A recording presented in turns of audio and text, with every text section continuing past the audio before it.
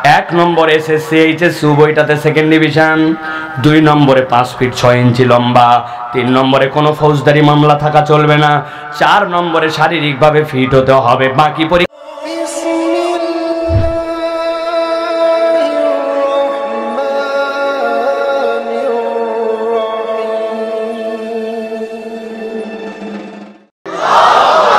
দুনিয়ার মানুষ, আমি তোমার জন্যই কোরআনকে মাওয়াইজা করলাম, তবে যেমন তেমন জিনিসের জন্য নয়।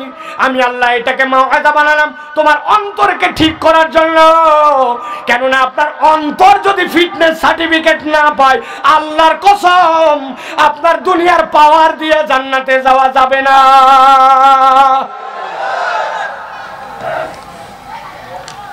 কুড়িগ্রামের এক ছেলে, একটা উদাহরণ দেব এখন, যুবকদেরকে মনে রাখতে হবে। উদাহরণ নম্বর এটা 1, কয় নম্বর? যুবকরা ভালো করে বলো কয় নম্বর?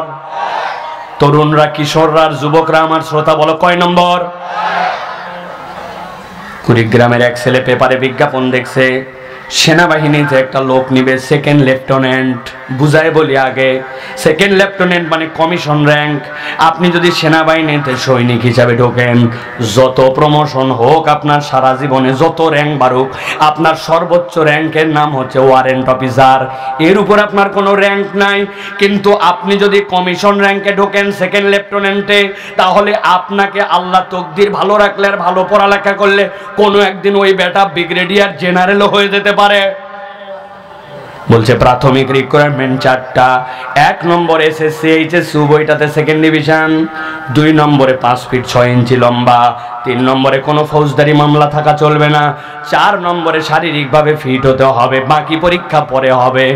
আপনার কুড়িগ্রামের নাগেশ্বরীর নাখারগঞ্জ বাজারের এক ছেলে দেখছে আমার এসএসসিতে 2টাই তো first division, golden A plus. 2 নম্বরে ওই বেটা 6 ফিট লম্বা, 3 নম্বর আর বাপ দাদার বংশে কোনো ফৌজদারি মামলা নাই, 4 নম্বরে এলাকার মধ্যে ওর থেকে সুন্দর দেখতে কোনো ছেলে নাই। ও চিন্তা করছে আবেদন তো করে দেখি, তারপরে দেখা যাবে। আবেদন পাঠায় দিয়েছে, কাগজপত্র দিয়ে উত্তর চলে আসছে, অমুক দিন ঢাকা ক্যান্টনমেন্টে তুমি দেখা করার জন্য চলে আসো, প্রাথমিক তোমার নির্বাচনী পরীক্ষা হবে। ওই ছেলে এলাকার থেকে দোয়া নিয়ে, থানার থেকে ক্লিয়ারেন্স পত্র নিয়ে, কাগজপত্র নিয়ে ঢাকায় চলে গেছে। সাভার ক্যান্টনমেন্টে ঢোকার সময় বলছে দেখি তোমার আগে ইয়ে দেখি প্রবেশপত্র দেখি। হ্যাঁ, ওকে ওকে ওকে, তুমি যাও, ভিতরে যাও। ভিতরে যাওয়ার পরে এই ডেস্কে যাও, তোমার ফাইলটা দেখাও। দেখাইছে, উভয়টাতে চাইছে সেকেন্ড ডিভিশন, কিন্তু বেটার আছে 2টাতে গোল্ডেন এ প্লাস। ওকে, ওই যে সামনে যাও, দেখো ওই জায়গায় বাঁশের থেকে বাঁশের মধ্যে একটা দড়ি দিয়ে টানা দেওয়া আছে, ওইটা 5 ফিট 6 ইঞ্চির মাপ। ওইখানে যায় হাইট মাপ, বেটা 6 ফিট লম্বা। ওই বরাবর যায়, দেখে নাক বাইতে গেছে। যেই লোক পরীক্ষা নিচ্ছিল বলতেছে এত লম্বা বেটা নিচ দিয়ে যা, নিচ দিয়ে চলে গেছে। যাওয়ার পরে বলছে এখন খালি গাওয়া হও। খালি গা হওয়ার পর তোমার শারীরিক এখন পরীক্ষা হবে। ওই ছেলেকে যাই না খালি গা হয়ে পরীক্ষা দেওয়ার জন্য দাঁড় করাইছে। বলছে যারা যারা দাঁড়াইছ সবাই এখন সামনে দিকে হাত দুটা সোজা করো। হাত দুটা যাই না সোজা করতে বলছি। ওই ছেলেটা, যেই ছেলেটা সবগুলা স্তর পার করে আসছে, হাত সোজা করছে, কিন্তু ডান হাতটা টনটনা সোজা, বাম হাতের এই 4টা আঙ্গুল একটুখানি মাথা ভাঁজ। ওকে বলছে এই ব্যাক খোলাই। হাত বলছি সোজা করার জন্য, হাতের মাথা ভাঁজ কেন, আঙ্গুলের মাথা হাত সোজা কর। ও বলতেছে স্যার জন্মের থেকে আমার এই 4টা আঙ্গুলের মাথা একটুখানি ভাঁজ, ধরে কি ধরে না, এর থেকে বেশি আমার হাত আর সোজা হয় না। বুঝে থাকলে বলেন, আমার ওয়াজ যদি বুঝে থাকেন, যেই ছেলে সেকেন্ড ডিভিশন চাইছিল ফার্স্ট ডিভিশন, 5 ফিট 6 ইঞ্চি চাইছিল 6 ফিট, যেই ছেলেটার থানা ক্লিয়ারেন্স আছে, দেখতে এলাকায় ওর থেকে সুন্দর কোনো যুবক নাই, কিন্তু হাত সোজা করতে বলার পরে বাম হাতের 4 আঙ্গুল যদি একটু বাঁকা হয়, ওই ছেলেটাকে কি সেনাবাহিনীর সেকেন্ড লেফটেন্যান্টে চান্স দিবে? যারা বললেন না তারা মনে আমাদের সাথে না। ওই ছেলেটাকে কি সেনাবাহিনীতে চান্স দিবে? ভালো করে বোঝেন, কদ জাআতকুম মাউইযাতুম মির রাব্বিকুম ওয়া শিফাউল লিমা ফিস সুদূর। আপনার দাপটের কোনো অভাব নাই। এলাকায় আপনি জমিদার, 17 বছর টানা আপনি জোর করে ক্ষমতায় ছিলেন। আপনার দাপট আর আপনার অহংকার আর আপনার পড়ালেখাতে আপনি বিরাট বড় স্ট্যাটাসওয়ালা। আল্লাহর কসম করে বলতেছে, কোরআন সাক্ষ্য দিচ্ছে, নবীর হাদিস দ্বারা, আপনার এইগুলা একটাও কাজ দিবে না। ইয়াউমা লা ইয়ানফাউ মালু ওয়ালা বানুন ইল্লা মান আতাল্লাহ বিকলবিন সালিম। আল্লাহর কাছে যদি সালিম অন্তর না নিয়ে আসা যায়, আল্লাহর কাছে কোনো দাম নাই। কোরআন ছাড়া আপনার অন্তর ঠিক করার কোনো ডাক্তারি নাই। আল্লাহ বলছেন এটা 2 নম্বর। 3 নম্বরে আল্লাহ রাব্বুল আলামিন বলছেন, ওই বান্দার জন্য কোরআন আরেকটা উপকার দিবে, ওয়া হুদাও ওয়া রাহমাতুল লিল মুমিনিন। আল্লাহ বলছেন কোরআন হচ্ছে তোমার জন্য হুদা। একসাথে সবাইকে বলতে হবে, কোরআন আপনার আমার জন্য কি? আরেকবার বলেন, আরেকবার বলেন। একবার বলছেন আপনি হাদালিয়া হুদা, আপনি কমসে কম 30 নেকি হাসিল করে ফেলছেন।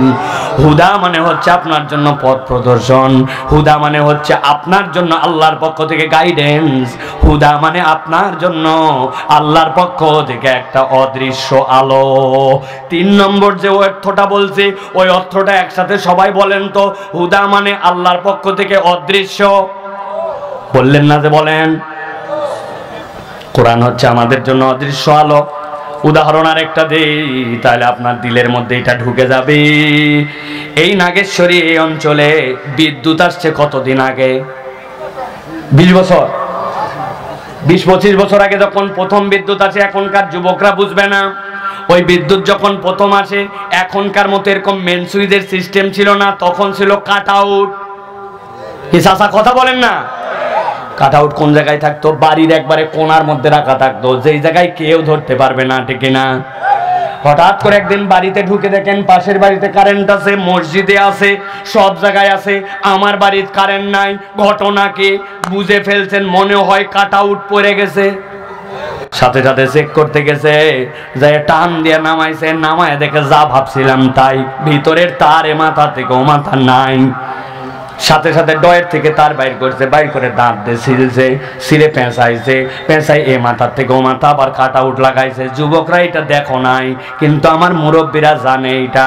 কাট আউট লাগানোর পরে এখন ঘরের কোনায় ওই জায়গায় কাট আউটের পয়েন্ট, ওখানে লাগাতে যেতে হবে।